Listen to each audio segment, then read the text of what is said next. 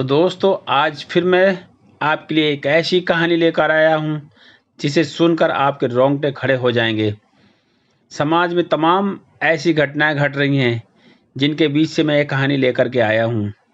यह कहानी मेरे दूर के रिश्तेदार के ससुराल में घटी हुई घटना है जिसे मैं कहानी के रूप में आपके सामने प्रस्तुत कर रहा हूँ। तो चलिए दोस्तों शुरू करते हैं कहानी बिना किसी देरी के, जिसका नाम है उल्टा और नीच पत्नी। एक गांव की कुछ दिनों पहले की बात है। एक माँ बाप को पैसे के अभाव में अपने बेटों को स्नातक के बाद पढ़ाई बंद करानी पड़ी और कुछ दिनों के बाद शादी भी कर दी। शादी के बाद बेटे पर घर के बोझ के साथ साथ पत्नी का भी बोझ आ गया और उसकी डॉक्टर बनने की ख्वाहिश दफन हो गई। गरीबी के कारण मजदूर का बेटा मजदूर ही बनकर रह गया और मजदूरी करने लगा। जितेंद्र की पत्नी ने भी बीएससी किया हुआ था और उसकी भी तमन्ना थी कि वह डॉक्टर बने।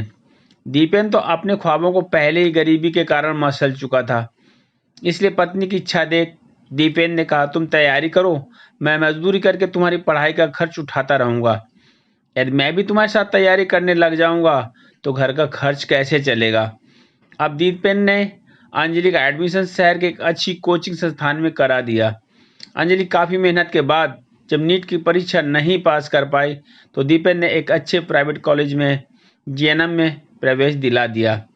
पर दीपेंद्र मेहनत मजदूरी करता रहा तथा पत्नी अंजलि पढ़ाई करती रही और दोनों की मेहनत काम आई। अंजलि ने जीएनएम का कोर्स कंप्लीट कर लिया।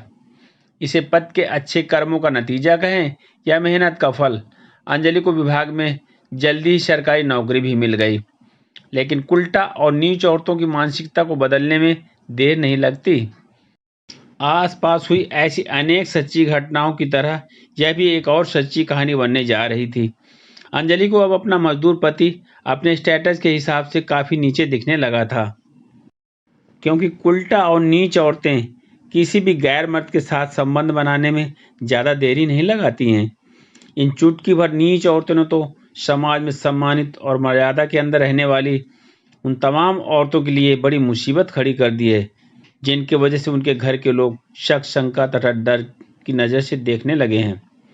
और अब तो अंजलि की कहानी भी सच साबित हो गई, जब एक रात नाइट ड्यूटी पे होने पर दीपेंद्र अचानक चुपचाप हॉस्पिटल पहुंच गया और जो कुछ उसने देखा उससे उसे लगा कि ज़मीन फट रही है और आकाश उससे निगल रहा है। उसने अंजलि को रंगे हाथों डॉक्टर केबिन में पकड़ लिया, पर उस उल्टा नीच औरत ने माफ़ी मांगने तथा पश्चाताप के बजाय उल्टे अपने पति को ही धमकियां देने लगी। पति अपनी लुटी हुई दुनिया की जली हुई यादें लेकर भारी दुखी आत्मा से घर लौट आया और वह क्या करे क्या न करे इसी उधेड़ बुन में था कि पत्नी ने अगले ही दिन पति से तलाक की अर्जी लगा दी। वह भूल गई कि आज जो सरकारी नौकरी उसे मिली है वह उसके पति की देन है। वह यह भी भूल गई कि पति ने कैसे मेहनत मजदूरी करके उसे पढ़ाया तथा उसके लिए रात दिन मेहनत की। वह यह भी भूल गई कि उसके बाप की इतनी भी औकात नहीं थी कि वह किसी अच्छे पढ़े लिखे मजदूर से भी अपनी बेटी की शादी करा सकें। परंतु दीपेंद्र से रिश्ता कर पाना वह अपना सौभाग्य समझते थे, क्योंकि वे जानते थे कि दीपेंद्र पढ़ा लिखा होनहार है, वह एक दिन सरकारी नौकरी जरूर करेगा। लेकिन दीपेंद्र ने यह अवसर अपने लिए नहीं बल्कि अपनी पत्नी के लिए छोड़ दिया था। दीपेंद्र ससुर को जैसे ही अपनी बेटी के द्वारा की गई करतूत की बात पता चली तो उनकी प्रतिक्रिया अत्यधिक सराहनीय रही एवं सम्मानजनक रही। उनको यह खबर अखबारों की सुर्खियों से मिली और वे बेटी के ससुराल भागे चले आए, क्योंकि वे सम्मानित व्यक्ति थे और उनके दो और बेटियां थीं। उनकी बड़ी बेटी की करतूत से दोनों छोटी बेटियों की भी शादी की आफत आ जाती, इसलिए उन्होंने अपनी बेटी का साथ देने के बजाय सच्चाई का साथ देते हुए अपने दामाद का साथ दिया और उन्होंने खुद अपनी बेटी के खिलाफ दीपेंद्र के द्वारा एफआईआर दर्ज करवा दी और कहा, मैं गवाही देने के लिए तैयार हूं और उनकी बेटी ही गलत है।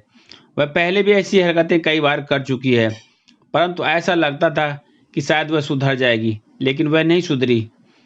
अंजलि के प्रेमी ने भी नौकरी जाने के भय से, समाज तथा कानून के डर से अंजलि से किनारा कर लिया, तो उधर खुद पिता के खिलाफ हो जाने से अंजलि जो आसमान की उड़ानें भर रही थी, जमीन पर आ गिरी और दीपेन तथा अपने पिता से माफ़ी मांगने के लिए गिड़गिड़ाने लगी, लेकिन दीपेन तथा उसके ससुर ने साफ मना कर दिया।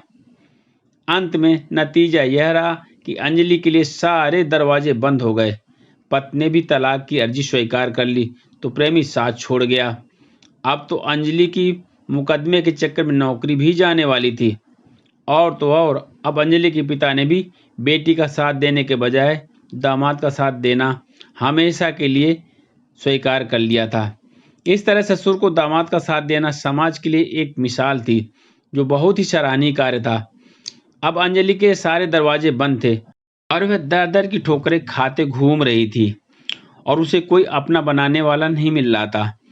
ऐसी उल्टा और नीच औरतों के लिए यही सबसे अच्छी और बड़ी सजा है। तो दोस्तों, कैसी लगी ये कहानी सुनने के लिए बहुत बहुत धन्यवाद। और यदि कहानी अच्छी लगी हो तो प्लीज़ लाइक और शेयर ज़रूर कीजिएगा तथा मेरे चैनल को सब्सक्राइब कीजिएगा ताकि आने वाली कहानी आपके पास सबसे पहले पहुँचे। तो धन्यवाद, नमस्कार, जय हिंद, जय भारत।